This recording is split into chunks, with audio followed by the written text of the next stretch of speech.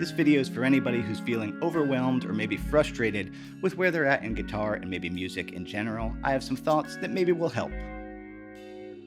It's very easy to just overlook all the things that we're good at and focus on, I can't do that, not yet, bad at that, bad at that. Let's just take a moment to recognize that statistically speaking, wherever you're at in guitar, there's millions of people who wish they were there, even if it's just like simple chords, a couple of songs, a couple of riffs, a couple of scales.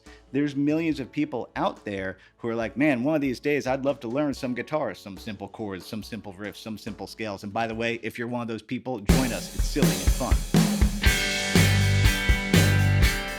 Hey, by the way, I'm Eric Haugen. Check the description box below for tabs and backing tracks on my website, information about exactly what sound tools I'm using today, live streams, and more on Patreon and my deep dive courses. It's all on my website. It's been said before by me and people much wiser than me that comparison is the thief of joy.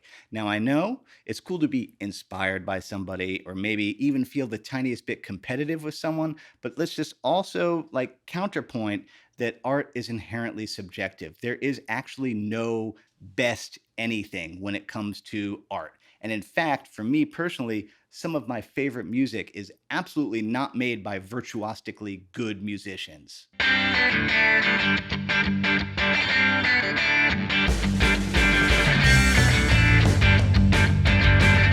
Any art we've ever experienced is a result of the artist and their limitations, and we all have limits. And when it comes to music, that's a dexterity thing, a physical dexterity and also a mental thing. So I'm not saying to give up, but there's virtuosos and then there's the rest of us. And so recognize that some passages are just pretty much unplayable. So I'll give you an example. I'm going to cut to some Django Reinhardt. This is an excerpt from Djangology that I've been playing this for decades because there's this little passage in it that I'm like, I'll never get that at Django speed, but it's a really pretty passage and it's fun to play.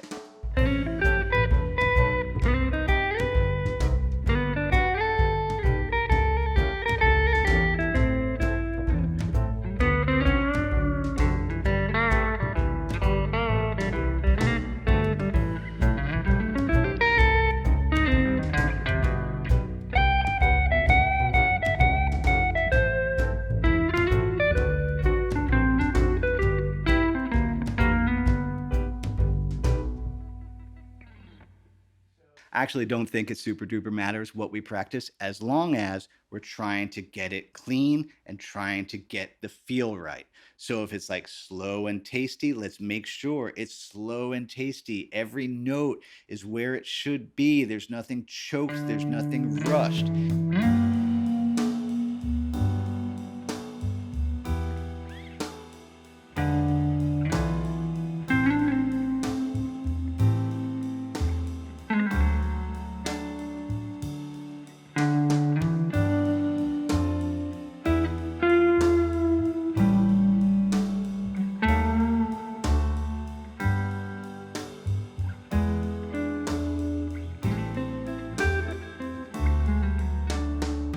If it's scrappy and wild, well, let's give it that energy too. But let's watch out. Let's really make sure if it's scrappy and wild and messy is okay, but we still want the timing to be right.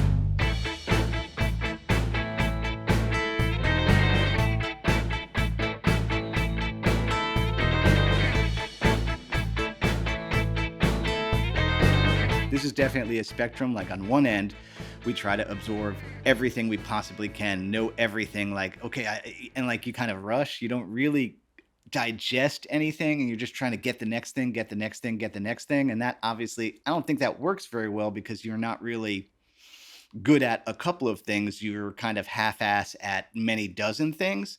The flip side, of course, is we just stay in our comfort zone and we just never do anything new. We just kind of play the same riffs, chord progressions, and things that we've always known, which, that's cool to have a sturdy repertoire. I think that's great, but you can get bored. I guess my advice is, just find a new groove, a new riff, a new scale, maybe once a week. Just kind of digest and marinate on that one new thing over the course of a week or 2 weeks or 1 month even. I've been pretty into the West African stuff, Tanarawin. So this is what I've been messing around with the past really 2 weeks.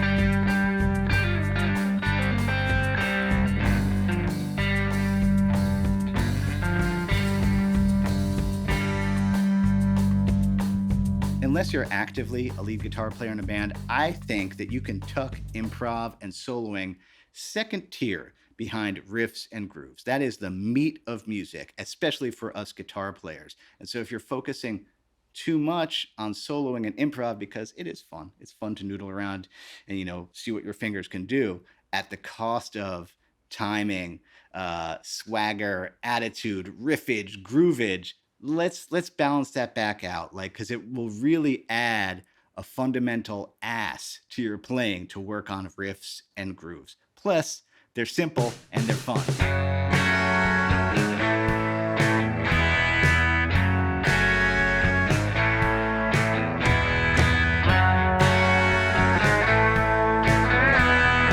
Another thing that I've noticed is that all my favorite players happen to be writers too, even if it's just riffs.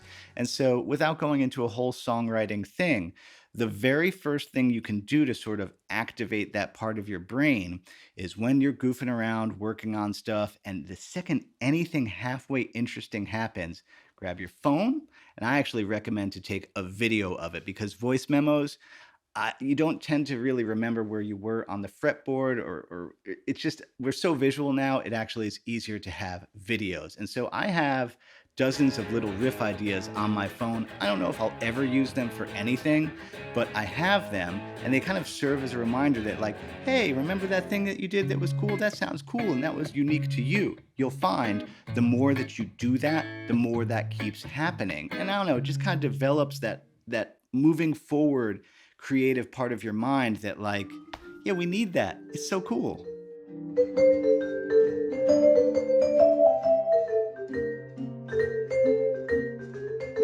It's so cool to get together and play with other human beings who are on the same wavelength, if possible. Because I think we spend so much time, and this can be very frustrating for people, being I'm not going to jam with people until I'm really good at, I don't know, triad inversions all over the fretboard, all 5 cage shapes, all the pentatonics, whatever it is that we've assigned to ourselves to say that we're good.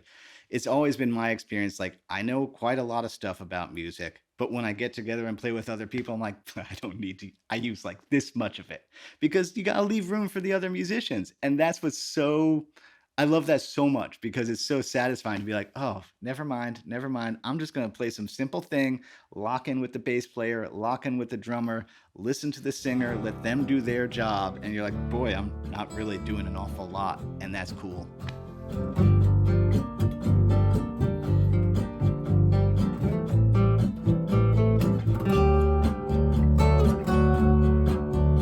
I hope this video was helpful for you. If you enjoyed it, please like, subscribe, and share. That costs you nothing, and it helps me out a lot when people do that. One more time, how my business works. Patreon is where there's every backing track I've ever made, live Q&A seminars, and more. I update that all the time, and I also make deep dive courses. You can check it all out on my website. As Bill and Ted would say, be excellent to each other. That includes yourself. Happy Friday. Eat pizza.